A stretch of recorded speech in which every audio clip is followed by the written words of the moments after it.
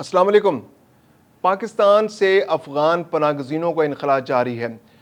گزشتہ روز بھی اسپن بولدک سے 250 سے 300 فیملیز ہر روز کی طرح اپنے علاقے واپس چلی گئیں۔ تورخم سے بھی گزشتہ روز 6000 سے زائد افراد اپنے ملک واپس گئے۔ انگور اڈہ پہ بھی یہی صورتحال ہے، وہاں پر بھی روزانہ تقریباً 200 سے 250 فیملیز اپنے ملک واپس جا رہی ہیں۔ پاکستان کی جانب سے پالیسی بڑی کلیئر ہے کہ افغانیوں کے انخلا میں کسی قسم کی رکاوٹ نہیں ہوگی۔ اس صورتحال میں اقوام متحدہ اور دیگر جو عالمی ادارے ہیں وہ اب بھی پس و پیش سے کام لے رہے ہیں، وہ اپنی ذمہ داری پوری کرنے سے گریز کر رہے ہیں۔ کیا وجوہات ہیں کہ وہ ایسا کیوں نہیں کر رہے، اور ان کی اس حرکت کی وجہ سے افغان پناہ گزینوں کے انخلا میں کیا کیا مشکلات سامنے آ رہی ہیں، اور کیا واقعی اس حرکت سے، U N H C R کی حرکت سے اور اقوام متحدہ کی ان حرکتوں سے کیا صرف پاکستان متاثر ہو رہا ہے، یا اس کا اثر براہ راست افغان پناہ گزینوں پر پڑ رہا ہے؟ اس سارے صورتحال پر بات کریں گے ہم اپنے اس ویلاگ میں۔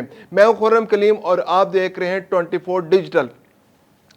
اقوام متحدہ اور اس کے ادارے پہلے دن سے ہی افغان پناہ گزینوں کی ذمہ داری اٹھانے سے گریز کر رہے ہیں۔ ابتداً تو انہوں نے جب افغان جہاد جاری تھا، جب روس کے خلاف جنگ جاری تھی افغانستان کے اندر، اس وقت تو بڑے پیمانے پر امداد پاکستان میں افغان پناہ گزینوں کو فراہم کی گئی، لیکن جب دوبارہ وار اگینسٹ ٹیرر شروع ہوئی اور پھر ملینز آف افغان پناہ گزین جو ہے وہ پاکستان کے اندر آ گئے، تو اس کے بعد سے وہ گرم جوشی U N H C R کی جانب سے یا اقوام متحدہ کی جانب سے دکھائی نہیں دی، جو دکھائی دی جانی چاہیے تھی، جو ہونی چاہیے تھی۔ یعنی ملینز آف جو ریفیوجیز جو ہیں وہ پاکستان کے اندر موجود تھے، لیکن ان کا خرچ اس طرح نہیں اٹھایا جا رہا تھا۔ اس کا کیا اثر ہوا کہ وہ ریفیوجیز آہستہ آہستہ ان کیمپوں سے نکل کر پاکستان کے مختلف علاقوں میں پھیل گئے۔ پاکستان نے ابتداً ان کو اپنے ڈاکومنٹ کرنے کے لیے ان کو پروف آف رجسٹریشن کارڈ دیے، ان کو اے سی سی کارڈ دیے، تاکہ کچھ معلوم تو ہو سکے کہ یہ افغان پناہ گزین کہاں کہاں اور کون کون سے علاقوں میں موجود ہیں۔ اس کے علاوہ انلیگل طریقے سے بہت سے افغان پناہ گزین پاکستان کے اندر آئے، انہوں نے جعلی شناختی کارڈ بنوائے، پاسپورٹ بنوائے، اور وہ پاکستان کے مختلف علاقوں میں اب پاکستانی شہری کے طور پر اپنے آپ کو ظاہر کرنے کی کوشش کرتے ہیں۔ اگرچہ پاکستان کے اندر اس وقت بہت میسو آپریشن جاری ہے، نادرا کے اندر بھی، نادرا میں سے درجنوں افراد کو اس بنیاد پر نکالا جا چکا ہے کہ انہوں نے افغان پناہ گزینوں کو جعلی شناختی کارڈ جاری کیے، اور جس سے انہوں نے پاسپورٹ بنوائے اور ملک سے باہر بھی چلے گئے۔ اس کے علاوہ وہ پاکستان میں رہتے ہوئے مختلف وہ سہولیات بھی استعمال کر رہے ہیں جو پاکستان کے شہریوں کے لیے مخصوص ہیں۔ تو اس میں نادرا اور مختلف پاکستان کے اداروں کی بھی کہ بعض اہلکاروں کی ملی بھگت بھی شامل ہے۔ اس وقت بہت بڑے پیمانے پر ایک آپریشن جاری ہے۔ آپریشن کی دو سطحیں، ایک آپریشن تو وہ ہے جو افغان پناہ گزینوں کو اپنے علاقے سے نکال کر ان کے ملک واپس بھیجنے کا ہے، اور دوسری جانب پاکستان کے اندر جو افغان پناہ گزین موجود ہیں جنہوں نے اپنے جعلی شناختی کارڈ بنا لیے ہیں، ان جعلی شناختی کارڈوں کے اگینسٹ انہوں نے یہاں پر کاروبار بنا لیے ہیں، پراپرٹیز خرید لی ہیں، ان کے خلاف بھی بہت بڑی اسکروٹنی کا عمل جاری ہے۔ نادرا کے اندر بھی اسکروٹنی ہو رہی ہے، اور پتہ چلانے کی کوشش کی جا رہی ہے کہ کہاں کہاں کس کس علاقے میں افغان پناہ گزین غیر قانونی طور پر، غیر قانونی دستاویزات پر اپنے کاروبار اور اپنی پراپرٹیز بنا رہے ہیں اور پاکستان کے شہری کی طرح بہیو کر رہے ہیں۔ جیسے گزشتہ روز ہم نے ایک سٹوری کی کہ جس میں بتایا کہ اٹک کے اندر اس وقت افغان پناہ گزینوں نے بہت بڑی تعداد میں اپنی پریزنس بنا لی ہے، اور پچھلے 10-12 سال کے اندر جو اس کی ڈیموگرافی ہے وہ اٹک کی چینج ہو رہی ہے۔ تقریباً 7 سے 8% لوگ جو ہیں وہاں پشتون جو ہے افغان جو ہیں وہاں آ گئے، جس سے وہاں پر انہوں نے باقاعدہ وہاں کے شناختی کارڈ بنوا لیے اور ان کے پاس وہاں کے شہریت کے ڈاکومنٹس ہیں۔ تو اب اس علاقے کے اندر افغان پناہ گزینوں کی تعداد بڑھتی جا رہی ہے۔ اس کے علاوہ جو غیر قانونی افغان پناہ گزین ہیں ان کا تو کوئی حساب نہیں ہے، اور وہ اب ڈیموگرافی جب وہ وہاں پر جو رہنے والے لوگ ہیں وہ کہتے ہیں کہ ہمارے اسکولوں کے اندر اب آدھے بچے جو ہیں وہ پشتو بولتے ہیں۔ اس کے علاوہ بازاروں میں پشتو بولنے والے لوگوں کی بڑی تعداد موجود ہے، حالانکہ 1998 سے پہلے صورتحال یہ تھی کہ جو مردم شماری ہوئی تھی اس میں 85% لوگ پوٹوہاری یا ہند کو بولنے والے تھے، اور باقی 8 سے 9% جو لوگ تھے وہ پشتو بولنے والے تھے، اور باقی اردو اور دوسری زبانیں بولنے والے تھے۔ وہاں پر کسی پشتو بولنے والوں کا ہونا کوئی بری بات نہیں ہے، لیکن افغان پناہ گزینوں نے پشتو بولنے والوں کا کہ اس کو استعمال کرتے ہوئے اپنے آپ کو کے پی کے کا شہری ظاہر کرتے ہوئے اس علاقے کے اندر آئے اور پراپرٹیز بنائی، وہاں کے اندر انہوں نے بہت زیادہ اپنی پریزنس بنا لی ہے۔ تو یہ ایسے مسائل کے پی کے اندر تو بہت شدید پیمانے پر، بہت بڑے پیمانے پر، بہت شدت کے ساتھ موجود ہیں۔ پاکستان کے مختلف اضلاع میں افغان پناہ گزینوں نے خیمہ بستیوں سے نکل کر سیٹلڈ ایریاز میں جعلی شناختی کارڈ بنا کر اپنے آپ کو رجسٹر کرا لیا اور وہ پاکستانی شہری ظاہر کرتے. اب ان کے خلاف بھی بہت بڑے پیمانے پر اسکروٹنی ہو رہی ہے اور ان کے خلاف بھی آپریشن ہو رہا ہے, اور جو لوگ پکڑے جا رہے ہیں ان کو واپس افغانستان بھیجے جا رہے ہیں. اب بات کرتے ہیں عالمی مالیاتی اداروں کی. جو اقوام متحدہ کے ادارے ہیں, جو عالمی ادارے ہیں جن کی ذمہ داری ہے کہ افغان ریفیوجیز کی مدد کرنا, وہ اپنی ذمہ داری پوری نہیں کر رہے اور وہ کوئی نہ کوئی بہانہ تلاش کر کے اس کے پیچھے چھپنے کی کوشش کرتے ہیں. اب نیا بہانہ جو وہ تلاش کرنے کی کوشش کر رہے ہیں کہ جناب افغانستان میں تو زلزلہ آ گیا تو آپ پاکستان یہ پروسیس روکتے.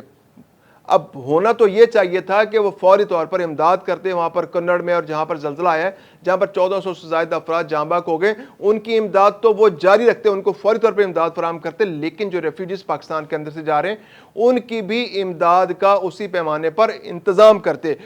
پہلے صورتحال یہ تھی کہ پچھلے 2-3 سال کے اندر جب یہاں سے ریفیوجیز پاکستان سے واپس جا رہے تھے تو UNHCR ہر ریفیوجی کو پر پرسن 1 لاکھ روپے, یعنی آج کے حساب سے $365, جو تقریباً آج کے حساب سے 1 لاکھ روپے کے آس پاس بنتے ہیں. یعنی اگر 6 لوگوں کی فیملی پاکستان سے ہجرت کر کے افغانستان واپس جائے گی, یعنی اپنے ملک واپس جائے گی, ایسے افغان پناہ گزین, تو ان کو 6 لاکھ روپے دیے جائیں گے. لیکن اب اس کو کم کر کے انہوں نے اس اماؤنٹ کو بہت کم کر دیا اور وہ 2500 روپے پر پرسن کر دیا. یعنی اگر آج 6 لوگوں کی فیملی اپنے ملک واپس جائے گی افغان پناہ گزین, تو UNHCR کی جانب سے اس کو صرف 15,000 روپے دیے جائیں گے, جو کہ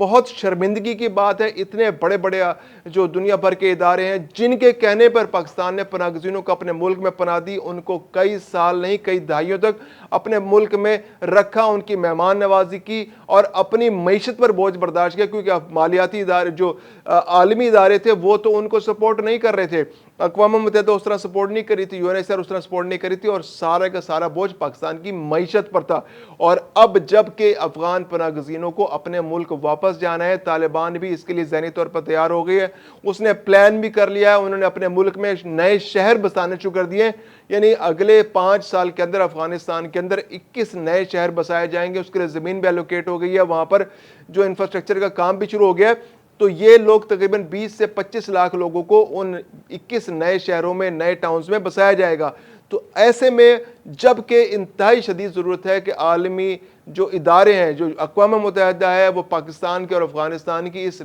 جو بہت پرانا ایشو ہے اس کو ریزالو کرنے کے لیے, پرماننٹلی ریزالو کرنے کے لیے اپنا ان پٹ دے, اپنی کنٹریبیوشن کرے. تو وہ پھر پاکستان کو بہانوں سے روکنے کی کوشش کر رہے ہیں کہ آپ ابھی رک جائیں, ابھی رک جائیں. تو یہ صورتحال جو ہے مزید پیچیدگی کی طرف بڑھ رہی ہے. دوسری جانب جرمنی سے کچھ اچھی خبریں آ رہی ہیں کہ جرمنی نے اب وعدہ کر لیا ہے کہ جو 2100 افراد پاکستان کے اندر موجود ہیں ان کو وہ اس سال کے اختتام تک اپنے ملک لے جائیں گے. انہوں نے پاکستان سے بھی اس حوالے سے رابطہ ہوا ہے. 200 افراد جو ہیں وہ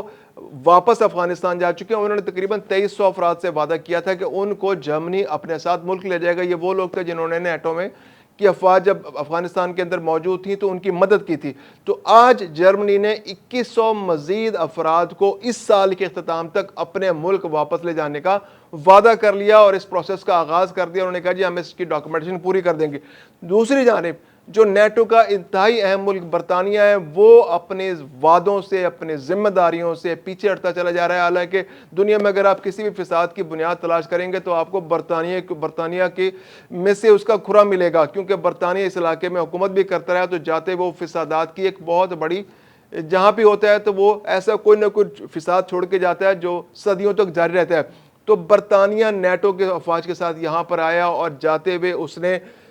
یہاں کے افغان پناہ گزینوں سے جو افغانستان کے شہری تھے ان سے وعدہ کیا کہ آپ ہماری مدد کریں, ہم آپ کو اپنے ساتھ اپنے ملک لے کر جائیں گے. لیکن جب ان کی مدد کرنے کا وقت آیا تو انہوں نے مدد تو ان کی کیا کرنی تھی, ان کی جو لسٹ بنائی تھی کہ جن لوگوں کو انہوں نے فیسیلیٹیٹ کرنا تھا وہ لسٹ لیک کر دی, اور وہ بیچارے طالبان کے جبر کا آج تمام کے تمام لوگ شکار ہو رہے ہیں.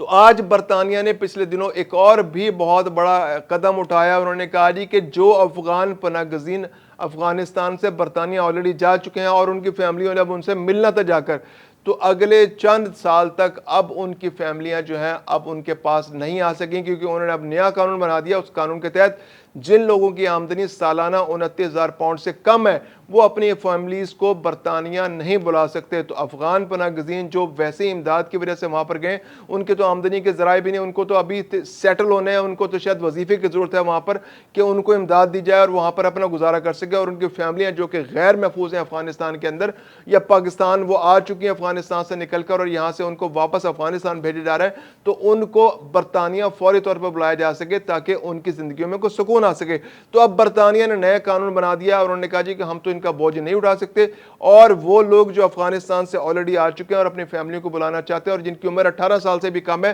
تو وہ اب نہیں آ سکتی فیملیاں ان کو ملنے۔ اب افغان پناہ گزینوں کے پاس جو برطانیہ میں موجود ہے، یا تو وہ اپنی فیملیز کو ان کے حال پر پاکستان میں اور افغانستان میں چھوڑ دیں،